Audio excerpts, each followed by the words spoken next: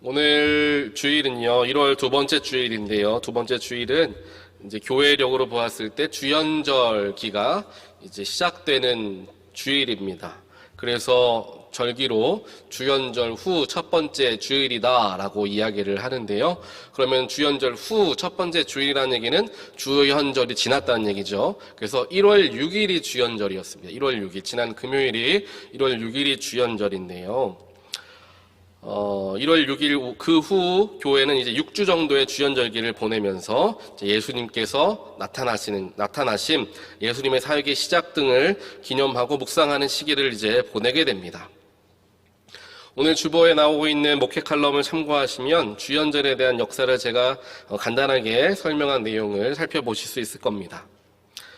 주연절을 보시면은 보통 이제 러시아라든지 이런 곳에서 오소독스 철치 같은 데에서는 이 주연절이 시작되는 날에 얼음을 깨고 찬물에 들어가서 물에 들어갔다 나오는 그러한 세레머니를 하는 것을 아마 영상으로 보신 분들이 계실 거예요. 그래서 차가운 물에 들어갔다 온몸을 다 담근 후에 나오는, 즉 세례를 갱신하는 거죠. 주연절이라는 것에 담겨져 있는 의미가 세례의 의미가 담겨져 있는데, 세례를 다시 한번 갱신하면서 올 한 해도 세례받은 자로서 예수님을 닮아가며 살아가자라는 결단을 하는 것이 이제 1월 6일 주연절에 이제 오소독스 철치들이 하는, 교인들이 하는 그러한 세레머니가 되겠습니다. 우리도 이러한 것들을 한번 생각해 보면 좋을 것 같습니다.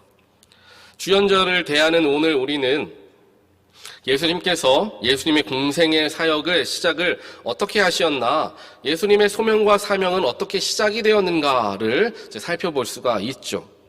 오늘 말씀을 함께 묵상함을 통하여서 우리 역시 하나님께 쓰임을 받기 위해서는 어떤 준비들이 있어야 하는가에 대하여 생각해보는 시간을 갖기를 원합니다. 오늘 본문은 마태복음 3장 13절부터 이제 시작하게 되는데요. 세례 요한의 등장과 또한 세례 요한의 사역이 그려져 있는 마태복음 3장 전반부를 우리가 함께 이해해야지 예수님의 세례에 대하여 우리는 더욱 깊이 이제 이해를 할 수가 있게 됩니다. 먼저 요한이라는 인물을 조금 살펴보도록 하겠습니다. 세례 요한이라는 인물은 어떤 사람이었습니까? 예수님의 오심을 준비했던 사람이었죠. 또한 예수님에게 세례를 베푼 사람이었으며, 세례운동, 그 당시에 이스라엘 백성들에게 세례운동, 운동을 이제 시작한 사람이다로 우리는 세례 요한을 알고 있습니다. 우리가 오늘 말씀에서 보았던 것과 같이 세례 요한이라는 인물은 그저 막연한 기다림 혹은 설레임으로 예수 그리스도를 그저 기다렸던 인물이 아니었습니다. 세례 요한은 예수를 맞이하기 위해서, 그리스도를 맞이하기 위해서 자신의 모든 것을 다 내려놓고 광야로 나아간 인물이었습니다. 그냥 집에서 편안하게 예배를 드리거나 기도하면서 예수 그리스도의 오심을 기다렸던 인물이 아니라 그리스도가 오시는 것을 온 삶을 다 바쳐 기다렸던 인물이 바로 세례 요한이었죠. 그래서 세례 요한은 광야로 나아갑니다. 석청과 메뚜기를 잡아먹으며 철저하게 예수의 오심, 그리스도의 오심만을 준비하며 살았던 인물이 바로 이 세례 요한이었다라는 것을 그의 삶을 통하여 우리는 알 수 있습니다. 구약 성경을 보게 되면 이사야 선지자는 이렇게 세례 요한을 표현하죠. 그는 광야에서 외치는 소리다라고 표현하기도 하였습니다.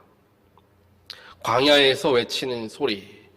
광야라는 곳은 어떠한 곳입니까? 생명이 존재하기 어려운 곳이자 아무도 없는 외로운 곳, 바로 그곳이 광야라는 것 우리는 잘 알고 있습니다.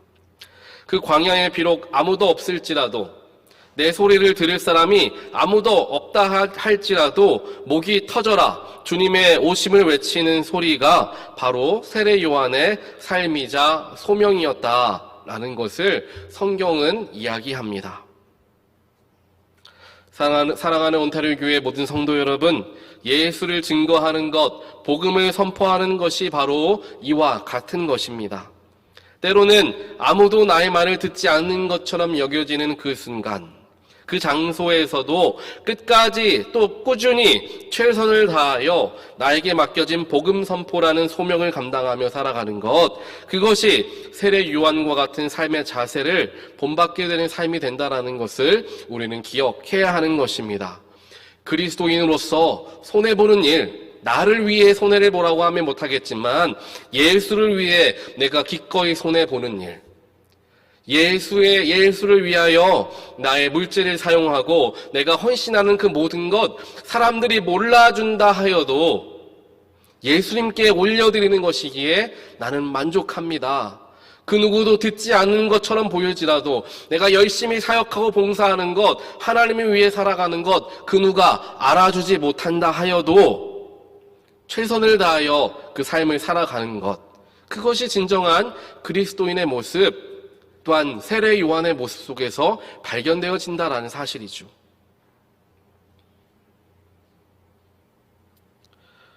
우리 온타rio 교회도 마찬가지입니다. 지금 이 순간에는 우리의 길이 멈추어져 있는 것처럼 여겨지고 광야에 나 홀로 남겨진 것과 같은 생각이 드는 이 순간에도 우리는 결코 포기하지 말며 체념하지 말아야 합니다.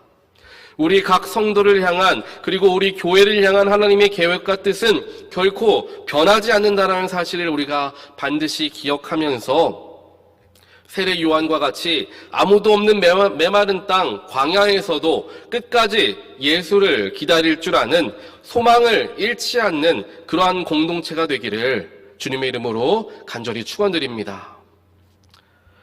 그래서 우리 온타rio 교회가 하나님께서 세례 요한에게 허락하셨던 비전과 동일하게 광야에서 외치는 그런 깊은 울림이 있는 소리를 바라게 되는 그런 교회가 되기를 간절히 원합니다. 또한 우리 한 사람 한 사람이, 특정한 사람이 아닌 우리 모두가 그 소리를 온전하게 바라일 수 있는 그런 귀한 악기들이 된다는 것을 또한 기억하는 우리가 되길 소원합니다. 하나님께서 요한에게 소명을 허락하여 주셨습니다. 그 소명을 감당하기 위해서는 요한은 예루살렘의 동북쪽이자 베다니와 맞닿아 있었던 요단 강변 광야로 나아가야만 했습니다. 하나님이 허락하여 주신 소명을 감당하기 위해서 요한은 광야로 가야만 했다라는 거죠. 광야에 가지 않겠다라는 것은 하나님 소명을 감당하지 않겠다라는 것과 마찬가지의 일이었습니다. 그 소명이 있는, 그 소명을 이루어낼 수 있는 그 광야에서 세례 요한은 자신의 삶을 다해 예수님의 오심을 외치고 또 외쳤다라는 것이죠. 그렇게 아무도 없는 곳에서의 외침, 그 소리가 주변에 조금씩 소문이 나기 시작했습니다.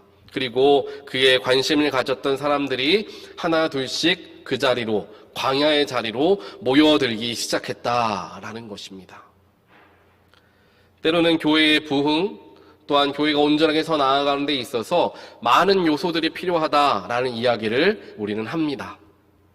그래서 목회자들도 이야기하는 부분이기도 하고 성도님들께서도 이야기하는 부분이기도 하겠지만, 교회가 부흥하기 위해서는 교회의 건물도 이제 젊은이들에게 맞게끔 세워져야 하고, 여러 가지 시스템적인 부분들도 준비되어져야 하고, 온 교회가 전도를 할 수 있는 준비가 된 교회가 되어야 이제 성도들이, 새로운 신자들이 이제 오게 된다라는 생각을 하죠. 그와는 반대로 교회가 그러한 부분에서 준비가 미흡한 모습을 보이거나 새로운 사람들을 반겨줄 수 있는 그런 시스템이라든지 적응할 수 있는 것들이 부족하면 교회 부흥이 어렵다라고 생각을 하는 경우가 많이 있습니다. 하지만 오늘 말씀을 보니까 그것이 꼭 옳은 이야기만은 아니다라는 것을 발견할 수 있죠. 세례 요한이 어디 멋지고 아름다운 성전을 광야에 세워놓고 전도지를 뿌려가며 여러분 새로운 교회가 생겼으니까 우리 교회에 오십시오 라고 했기 때문에 그 광야에 사람들이 나온 것이 결코 아니었습니다. 세례 요한이 있었던 광야는 아무것도 없는 그냥 사막과 같은 황무지였습니다. 그럼에도 불구하고 수많은 사람들이 그 자리에 몰려들었던 이유는 멋진 교회 건물이 있었기 때문에도 아니고 사람들을 잘 반겨주는 새가족부가 잘 되어 있었기 때문에도 아닙니다. 그곳에는 하나님 말씀이 있었기 때문에 사람들이 그 자리에 몰려들었다라는 것이죠. 하나님 말씀이 온전하게 선포되어지고 회개가 터져나오고 내가 그리스도인 하나님을 믿는 사람으로서 그 자리에서 세례가 일어나게 되니까 그 자리에 수많은 사람들이 몰려들더라라는 것입니다. 하나님 말씀이 있으니까 그 하나님 말씀을 내가 듣기 위해서 수많은 사람들은 자신의 자리를 박차고 광야에까지 걸어 나오게 되었습니다. 자신의 집 근처에 있는 가까운 교회나 예배당에 가서 예배드리면 되지 않나 생각할 수 있겠죠. 하지만 이 사람들은 멀리 떨어진 광야에까지, 그 당시에 교통편이 있었겠습니까? 걸어가야만 했겠죠. 그 걸어가야만 하는 길도 잘 나지 않았던 그 광야까지 그들은 걸어 나갔다라는 사실입니다. 왜 걸어 나갔습니까? 하나님 말씀 듣기 위해 거기에 걸어 나갔다라는 것이죠. 나의 삶에 궁금증이 일어나기 시작할 때 나는 왜 내 삶을 지금 살아가고 있는가? 인생의 의미는 어디에 있는가? 라는 그 궁금증을 가지고 내가 그 답을 하나님께로부터 찾아야 되겠다라고 결단한 사람들이 광야에까지 걸어 나아갔다라는 것입니다. 가만히 집에 앉아 있는다고 광야에서 외쳐지는 하나님의 소리 들을 수 없습니다. 편안한 곳, 내가 익숙한 곳, 그렇게 힘들이지 않아도 노력하지 않아도 되는 곳, 그런 곳에는 세례 요한이라는 선지자가 능력의 말씀을 선포한다라는 그러한 소식만은 들을 수 있겠죠. 집에서 세례 요한이라는 사람이 광야에서 정말 하나님 말씀을 전한다더라, 거기 갔다 온 사람이 그러던데 라는 정도의 소식만을 들을 것입니다. 그 소식을 듣고 자신의 자리에 그냥 머물러 있으면 세례 요한이라는 사람이 하나님 말씀을 전한다더라, 3인칭으로 그 이야기를 들을 수밖에 없는 겁니다. 하지만 그 들리는 이야기가 정말인가? 하나님 말씀이 광야에서 선포되어진다고? 라는 궁금증을 가지고 내가 그곳에 나아간다면 그 속에서 진정으로 하나님을 인격적으로 나의 귀로, 나의 마음으로, 나의 영혼으로 들을 수 있게 된다는 사실입니다. 광야로 나아가야만 편안하고 익숙한 자리를 벗어나서 조금은 불편한 자리, 오랫동안 걸어야 하는 자리, 땀을 흘리며 더워해야 하는 자리, 그 불편한 자리로 나아가야 하나님 음성 들을 수 있다라고 한다면 저와 여러분은 어떻게 하시겠습니까? 편안한 자리에 그냥 앉아 있겠습니까? 아니면 조금 땀이 나더라도, 조금 힘들더라도 그 자리에 나아가겠습니까? 하나님께서는 오늘 말씀을 통하여서 광야에서 외쳐지는 하나님의 진리의 말씀에 대하여 이야기하고 계십니다. 또 그 말씀을 듣기 위해서는 광야의 길로 나아가야 함을 이야기하고, 교회가 나아가야 할 방향성은 많은 것을 갖추고 이루는 것에 힘을 쓰는 것이 아니라 하나님 말씀이 살아있는 교회가 되기 위해서 그곳에 가보면은 다른 시설은 조금 부족할지 모르더라도 하나님 말씀 하나만큼은 분명히 선포되어지더라, 성도들이 하나님 말씀을 그렇게 사모하며 주 앞에 나아오더라, 예배에 간절함이 있더라 라는 소문이 난다면, 교회가 조금 시설이 부족하더라도, 많은 것이 갖추어지지 않다고 하더라도 수많은 사람들이 멀리에서부터 나올 수밖에 없다라는 것입니다. 요즘에 한국을 보게 되면은 여러 TV 프로그램에서 맛있는 음식을 하는 맛집에 찾아가는 그러한 프로그램들이 많이 있습니다. 가게를 가보면 가게가 굉장히 허름하고 아무것도 없이 그냥 밑반찬도 많이 나오지 않고 음식만 그냥 띵 하고 나오는 그러한 식당들입니다. 하지만 그 음식 자체가 너무나 맛있으니까 그 맛있다는 소문이 나기 시작하면 사람들이 차를 타고 몇 시간 동안 그 자리에 차를 타고 와서 또 그 가게 앞에서 몇 시간 동안 밥을 먹기 위해 줄을 서고 기다린다 하더라도 그 밥을 먹기 위해 모인다라는 거죠. 교회가 올바르게 나아가는 것, 교회가 세상 가운데 빛을 발하는 것, 다른 것에서부터 찾는 것이 아니라 중심이 먼저 회복되어지면 자연스럽게 교회 안에서의 빛은 세상을 향해 발할 수밖에 없는 것이고, 어둠 가운데 있던 사람은 그 빛을 보고 빛 가운데로 나올 수밖에 없다라는 것입니다. 가장 중요한 것, 가장 핵심이 되는 것에 더욱더 힘을 쓰게 되는 우리 온타리오 교회 모든 분들 되시기를 주님의 이름으로 간절히 축원드립니다. 교회도 마찬가지지만요, 성도들에게도 우리에게도 동일하게 이 말씀 적용됩니다.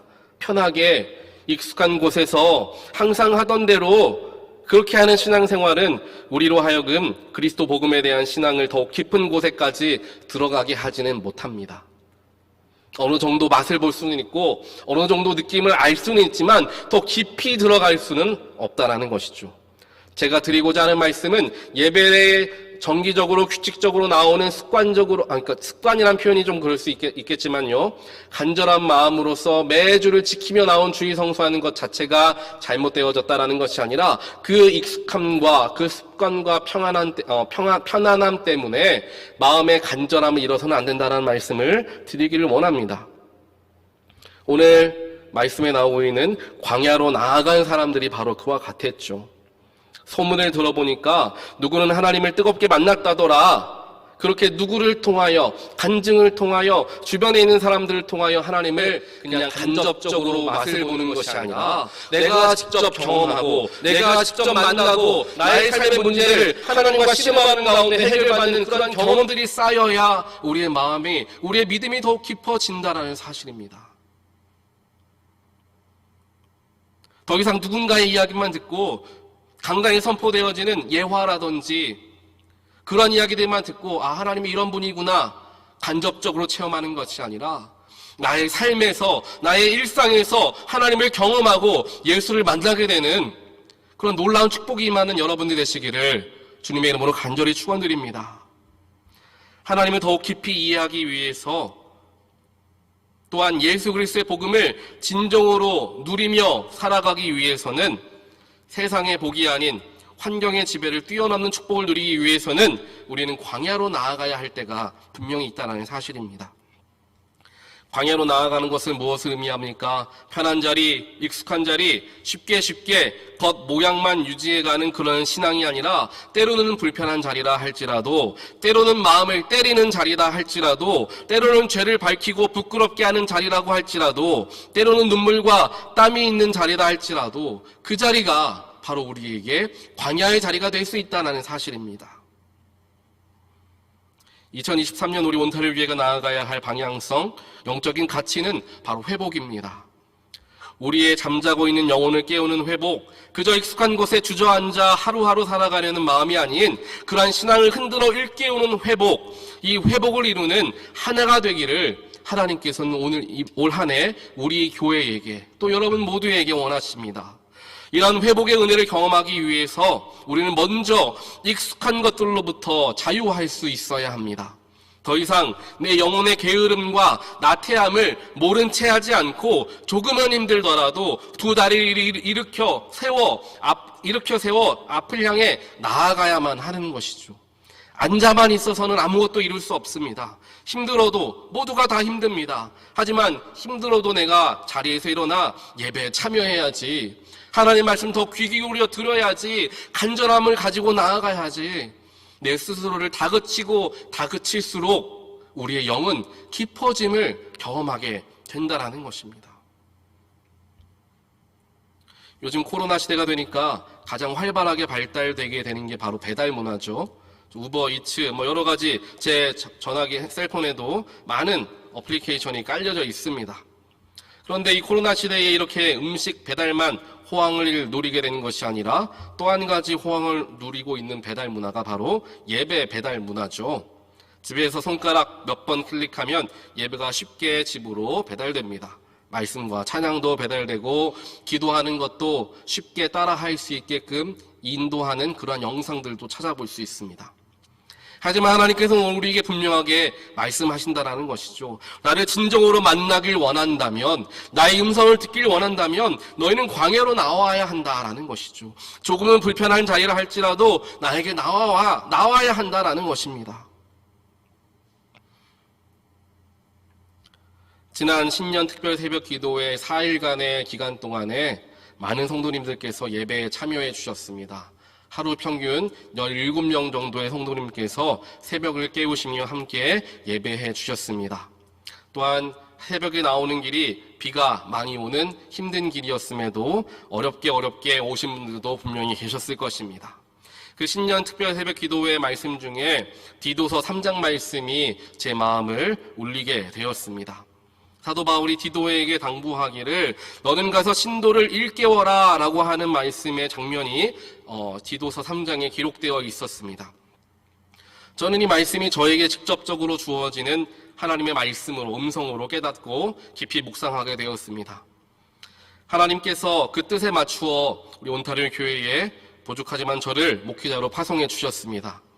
목회자로서 저는 우리 사랑하는 성도님들의 영혼이 건강해지고 더욱 풍성해지기 위해서는 어떠한 일들이 일어나야 한다는 것을 잘 그려볼 수 있습니다.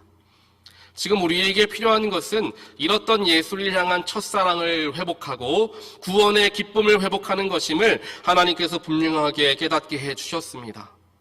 결국 우리 온타리오 교회에게 필요한 것은 조금 더 간절해지는 것이고 조금 더 우리의 믿음을 일상에서 그리고 교회에서 적용하며 표현하며 살아가는 것이 우리에게 더욱 지금 필요한 것입니다.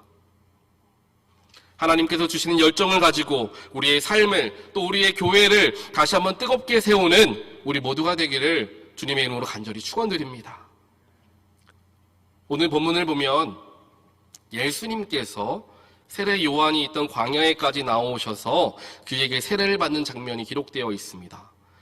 예수님은 누구이십니까? 하나님 그 자체이시죠. 세례를 받을 필요가 없으신 분이십니다. 그럼에도 불구하고 예수님께서는 자신의 공생애를 시작하기 전 광야로 나오셨고 세례를 받으셨습니다. 또한 오늘 말씀 이후 말씀인 마태복음 4장을 보게 되면 예수님께서 요단강가를 벗어나 깊은 광야에 들어가셨다. 그곳에서 사탄의 유혹을 이겨내셨다라는 말씀이 마태복음 4장에는 기록되어 있습니다. 예수님은 준비가 필요 없으신 분이셨고 훈련이 필요 없으신 분이셨습니다. 그냥 맡겨진 소명, 사역 바로 시작할 수 있는 분이셨습니다. 하지만 예수님께서는 우리에게 믿음의 본을 보여주셨던 거죠. 하나님께 온전하게 쓰임받기 원하는 사람들이 반드시 거쳐야 하는 곳이 이 광야라는 것을 예수님께서 몸소 우리에게 가르쳐 주셨다라는 것입니다. 하나님께 쓰임받길 원합니다. 하나님의 자녀로 살아가길 원합니다. 그리스도인으로서 세상에 빛을 비추는 삶을 살아가길 원합니다. 이 모든 것에 선행되어야 하는 조건이 있는데 바로 익숙한 것에서부터 탈피하여 긴장감과 두려움이 있는 익숙하지 않은 광야와 같은 곳으로 우리가 나아가야만 한다라는 선행 조건이 있다라는 것입니다. 여러분들 이런 이야기 들어본 적이 있으실 거예요. 활어, 살아있는 물고기를 이제 수송할 때, 배송할 때 물고기가 굉장히 많이 죽는다고 해요. 그런데 이 활어의 치사율을, 죽는 사망률을 낮추는 획기적인 방법들을 이제 찾아보기 위해 많은 연구가 이루어졌죠. 수조의 크기를 키우자, 차가운 얼음을 넣어서 온도를 잘 적정하게 내려주자, 신선한 공기와 물을 투입하자, 이런 방법들이 효과가 있을 것처럼 보였고 해보았지만 큰 의미는 없었다고 합니다. 그런데 이 활어들의 치사율을 낮출 수 있었던 방법은 무엇이었냐? 놀랍게도 활어들을 잡아먹는 천적을 그 수조 안에 함께 넣는 것이었죠. 활어들의 천적인 이 문어를 수조에 함께 투입하니까 활어들은 잡아먹히지 않으려고 계속해서 발버둥치기 때문에 죽지도 않을 뿐더러 팔팔하게 헤엄쳐 다니기 시작했다라고 합니다. 편안하다고, 안전한 곳에 머문다고 우리가 더 하나님 일 잘하게 되고 이제 내 바쁜 것 좀 지나면, 내가 이제 조금 편안해지면, 나에게 조금 시간이 나면 그때 하나님 섬기겠습니다. 될 것 같지만 되지 않습니다. 오히려 불편한 곳, 오히려 신경 쓸 것이 많은 곳, 그런 환경에서 우리는 더욱 하나님께 매달리게 된다라는 것이죠. 하나님께서 허락하여 주신 소명을 더 열심으로 필사적으로 감당하게 된다는 사실을 우리는 반드시 기억해야 합니다. 예수님께서 요한을 통하여 세례를 받으신 후에 그의 삶은 본격적인 공생애의 삶으로 변화되어지게 되었습니다. 이전까지는 사역의 준비의 기간이었다라고 한다면 이후부터는 병자를 고치시고 죽은 자를 살리시며 천국의 복음을 본격적으로 전하는 시간으로 삼으시게 되었습니다. 그렇게 보았을 때 예수님에게 있어서 이 광야의 자리, 세례의 자리는 한 단계 도약하는 자리였다라고 우리는 이해할 수 있습니다. 그래서 오늘 설교 제목을 삶의 변곡점이다라고 정했는데요. 변곡점이다라는 단어는 영어로 inflection point라고 이야기하죠. 우리 잠깐 이 그래프를 잠깐 보여주시길 부탁을 드리는데요. 설명이 조금 어렵지만 이 그래프를 보시면 아마 이해하기가 조금 더 편하실 겁니다. 곡선이 볼록하게 올라가다가 이제 오목으로 변하기 시작하는 그 지점을 두고 이제 변곡점이다라고 표현을 합니다. 처음에는 이 볼록한 그래프를 나타내며 성장이 정체됐다가 이제 하락하는 것처럼 보이지만 이 변곡점을 지나며 그 하락이 다시금 성장으로 변하게 되는 것, 이것이 바로 변곡점의 역할이다라는 사실이죠. 예수님에게 있어서 요한의 세례, 광야에서의 시험의 자리는 이 변곡점의 자리였다라는 것입니다. 불편하고 익숙하지 않은 곳으로 나아가야 하니까 마치 내가 영적으로나 많은 것들로부터 침체되고 하락되는 것처럼 느껴지게 됩니다. 굴곡을 지나서, 성장을 지나서 침체되는 것처럼 보여진다라는 것이죠. 하지만 그 어려움의 광야의 길을 내가 경험했기 때문에 그 경험 때문에 다시금 성장을 이룰 수 있는 발판, 변곡점으로 그 경험을 삼는다라는 것입니다. 교회가 집중해야 하는 것도 바로 이와 같습니다. 교회가 편안함만을 추구하는 공동체가 아닌 때로는 불편함과 인내가 필요한 공동체, 즉 광야와 같은 공동체가 되어야 한다는 것이죠. 교회 안에서 회개가 터져나오고 세례를 주는 놀라운 일들이 끊임없이 일어나야 합니다. 바로 이런 교회가 예수 그리스도를 온전하게 맞이하는 교회가 되는 것입니다. 이런 교회가 되어질 수 있도록 함께 합심하며 2023년을 함께 최선을 다하여 살아가는 우리 모두가 되기를 간절히 소원합니다. 제가 여러 번 말씀을 드렸던 것과 같이 제가 개인적으로 좋아하는 목사님들은 몇 분들이 계시다라는 말씀을 드린 적이 있죠. 그 중에 한 분이 이제 유기성 목사님입니다. 유기성 목사님의 설교 말씀을 들어보신 분들은 아시겠지만 굉장히 나지막하게 말씀하시면서 그 나지막한 말 속에 굉장히 큰 영적인 울림을 주는 목사님의 설교를 접하실 수가 있습니다. 목사님은 뭔가 톤을 갑자기 높이신다거나 그렇게 하지 않으세요. 그래서 처음 듣는 분들은 조금 졸리다라고 생각하실 수도 있겠지만 그 말씀의 깊이는 다르죠. 그런 분들의 말씀들을 제가 이렇게 좋아합니다. 그런데 제가 좋아는 하지만 조금 듣기 불편한 목사님들의 설교들도 있어요. 그게 바로 이찬수 목사님 같은 경우의 설교가 보통 그러세요. 왜 제가 말씀은 너무 좋고 설교는 좋은데 조금 강하게 말씀하시는 부분들이 설교 중에 굉장히 많습니다. 아마 들어보신 분들은 이해하실 거예요. 그 목사님은 중요하고 분명한 말씀을 하시지만 찔림 있는 말씀을 성도들에게 던질 때가 많이 있습니다. 여러분들 이렇게 해야 합니다. 더 이상 여기에 정체할 수 없습니다. 라는 이야기들을 할 때가 많다라는 거죠. 근데 저는 제 성향 자체도 아무래도 조금 더 부드럽게 이야기하는 부분들이 많다 보니까 이제 유기성 목사님과 같은 설교를 좋아하는 경우가 있죠. 그래서 제 설교들도 그런 경우가 많이 있었습니다. 하지만 올해에 들어오게 되면서 하나님께서 저에게 주셨던 말씀은 이제 충분히 여러분들에게 제가 가지고 있는 신앙관과 하나님 만나기 위해 우리는 어떻게 해야 된다는 말씀들을 충분히 전해드렸기 때문에 이제 함께 손을 잡고 때로는 끌며 나아가야 한다는 마음을 허락하여 주시면서 이제 우리 성도님들께 또 우리 교회 안에서 말씀을 전할 때에 그러한 이야기들을 조금 전할 필요가 있겠다라는 마음을 하나님께서 주시게 되었습니다. 그래서 저도 함께 예전에는 여러분 이렇게 해야 됩니다라고 권면의 말씀을 드렸지만 여러분 이제 제 손을 잡으십시오. 이제 앞으로 나아가야 합니다라고 조금은 당기는 일들도 생길 수 있을 것입니다. 그렇지만 그게 당겨지는 것은 순간적으로 마음 아프실 수도 있겠지만 그것이 영적으로 사는 길이라면 우리는 분명히 감당해야 한다는 것을 기억하면 좋을 것 같습니다.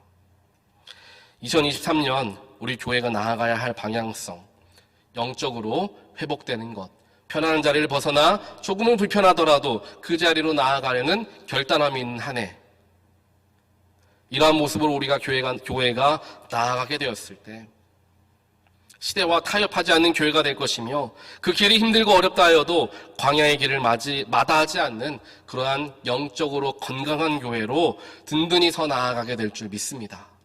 또한 그러한 믿음으로 나아갈 때 하나님 말씀이 우리 온 성도들 가운데 넘치게 될 줄 믿습니다. 우리 말씀을 기억하시면서 하나님, 주님의 말씀이 선포되어지는 우리 교회가 되게 하시고, 조금은 불편하더라도 주님 말씀이 있는 곳에 찾아 나아가려는 결단함이 있는 우리의 삶이 되게 하여 주시옵소서라는 그런 귀한 기도를 드리며, 이번 한 주를 주님과 함께 승리하게 되는 모든 분들 되시기를 주님의 이름으로 간절히 축원드립니다. 함께 기도하겠습니다. 사랑과 능력의 하나님, 감사합니다. 오늘 말씀을 통하여서 우리의 삶에 편안함을 추구하려고만 하였던 우리의 영적인 나태함을 다시 한번 돌아보게 하시고, 때로는 불편하고 때로는 땀을 흘려야 하고 때로는 힘을 써야 하는 그러한 자리에, 만약 하나님 말씀이 있다라는 것을 내가 확신한다면 힘들어도 불편해도 그 자리로 찾아 나아갈 수 있는 결단함이 우리 안에 있게 되기를 주여 간절히 원합니다. 예수님조차도 광야에 나가셨고 아무런 필요가 없는 시험까지 받으시며 우리에게 본을 보여주신 이유는 하나님의 사명을 온전하게 감당하기 위해서 편안함만을 추구할 수 없다는 것을 우리에게 알려주시기 위함인 줄 저희도 믿습니다. 주연절을 대하는 우리의 삶의 자세가 바로 이와 같게 하시고, 처음 주 앞에서 세례를 받고 처음 주님을 믿은 그 첫사랑과 첫 세례의 순간을 회복할 수 있는 절기로 삼는 우리 모두가 될 수 있도록 주여 축복하여 주시옵소서. 이 모든 말씀 예수 그리스도의 이름으로 간절히 기도드리옵나이다. 아멘.